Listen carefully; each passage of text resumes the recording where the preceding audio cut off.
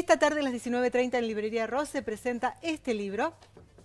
El autor es Pablo Sirven. Estamos hablando de Perón y los medios de comunicación, la relación difícil que ha tenido el peronismo a lo largo de sus gobiernos con el periodismo. Se refleja en este libro, que tuvo una primera edición allá por 1984 y que ahora está remozada y refrescada con las últimas décadas por parte de Pablo Sirven, que está hoy con nosotros en Bien Temprano. Gracias por venir, Pablo. Gracias a ustedes. Recordamos aquel librito chiquito del Centro Editor. Claro, la colección. Claro. Allá dijo hace tiempo. Exacto. Eras muy joven, 26. Y 26 años, Claro, sí. que fue un libro de referencia en todas las facultades, institutos de periodismo y demás. Claro, y durante muchos años durmió en la biblioteca hasta que en los últimos años se empezaron a repetir algunas situaciones. Me pareció que era interesante reeditarlo y actualizarlo, ¿no? Porque como vos bien decías, lo que hice es agregarle un gran capítulo donde cruzo las distintas administraciones justicialistas. El libro original trataba sobre los dos primeros gobiernos de Perón, ¿no? Claro.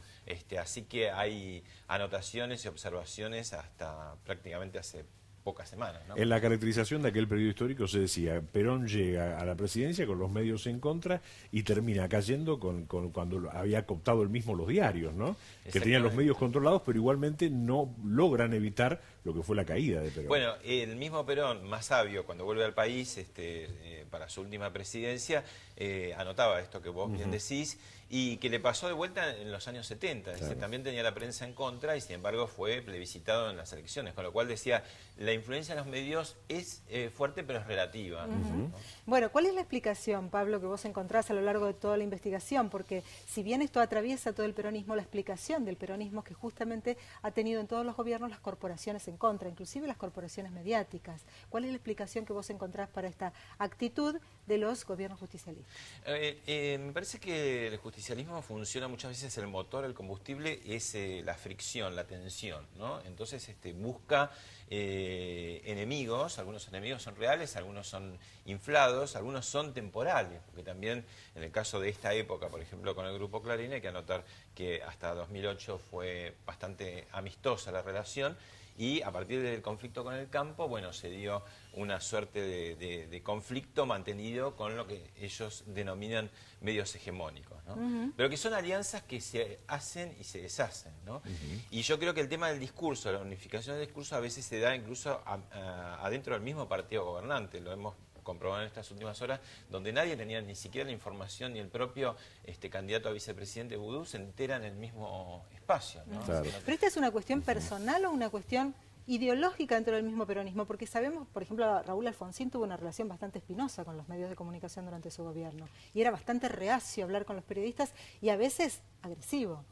Es normal, digamos, las tensiones, hasta diría que son saludables las tensiones entre el poder y los medios de comunicación. Una cosa es que haya tensión y otra cosa es que ya directamente se declare la Tercera Guerra Mundial, que es lo que un poco proponen, ¿no? Pablo, ¿y qué opinas vos o cómo ves esta cuestión de tener periodistas, medios y programas que efectivamente se ponen del lado del gobierno y dan una batalla por el sentido, como se llama? Decir, bueno, está bien, hay un grupo de medios que cuenta esta realidad, pero hay otro grupo, 678, algún diario, Tiempo Argentino y demás, o El Argentino, que dicen, bueno, nosotros contamos desde otro lado también las acciones del gobierno. ¿Cómo lo ves en la convivencia eso?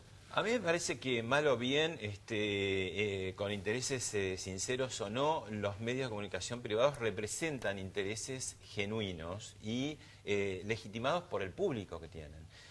Si vos me decís que surgen con las mismas condiciones medios K, está todo bien. El tema es cuando inflás y creás situaciones y creás medios artificiales que finalmente te das cuenta también, porque hay en algún tipo de comunicador o de medio una impostación de la cosa favorable. Como una sobreactuación. Una digamos. sobreactuación, Sí. una cosa de conversión, incluso de periodistas que hasta hace mucho tiempo no eran declaradamente kirchneristas, ¿no?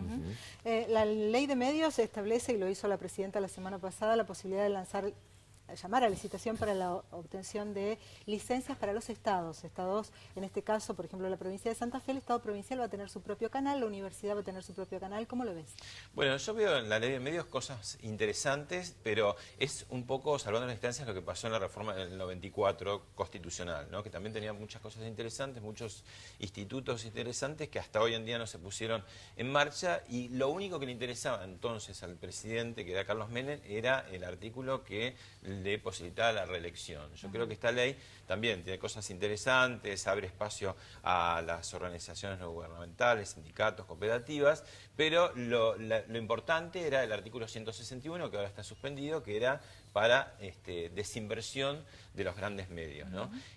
Yo me alegro de que se puedan abrir 220 canales, pero no queda claro quién los va a financiar, qué tipo de efecto va a producir sobre la industria que ya existe, y si además esos medios van a ir a parar a manos de amigos del gobierno. Claro. De todas maneras hay como un avance, ¿no? Si uno ve los periodos históricos, ¿no? En la época de Perón se cerraban los diarios directamente.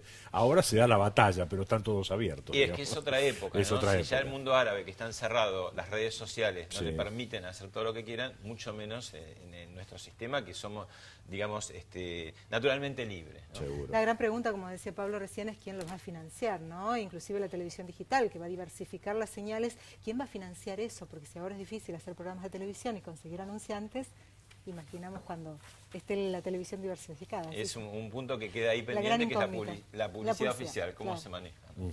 Gracias por venir, Pablo. Reiteramos entonces, Perón y los medios de comunicación se presenta esta tarde a las 19:30 en Córdoba 1943. ¿Vas a dialogar con la gente, Pablo? ¿Va a haber debate? ¿Va a haber preguntas? Creo que va a ser un poco antes, a las 6 de la tarde, ¿A en las el Centro 6? Cultural. Ah, bien. Y se va a extender, la idea es hablar un poco del libro y también las preguntas que puedan hacer ahí en el Centro Cultural de la Librería Ross. Perfecto, Bien, gracias gracias, por venir otra vez. ¿Tenemos tiempo?